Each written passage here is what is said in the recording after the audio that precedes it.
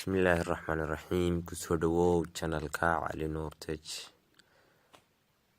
Subscribe channelkan si aad ula socoto video kasta oo aan soo gudbino. Maanta waxaan doonayaa inaan halkan ku soo gudbino sida GB WhatsApp loo bedelo fartaada ama fontiska waxa la yiraahdo. Marka waxaan gelinaa GB WhatsApp-kii xitaa waxaad bedeli karaysaa muuqaalkiisa.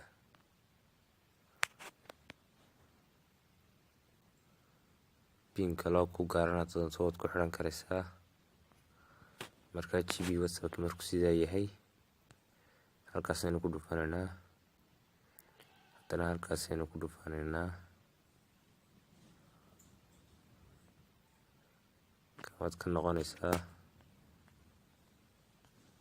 Halkan baad ku dhufanaysaa.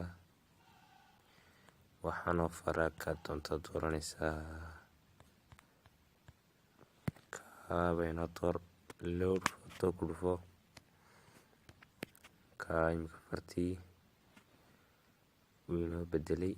Waa ka sidaa ka dhigay. Ku noqonaysaa haddana. Sidaa mid kale aad ka ceshanaysaa aad dooranaya waxaan oo dhan. Markaa kaygii ku ceshanayaa.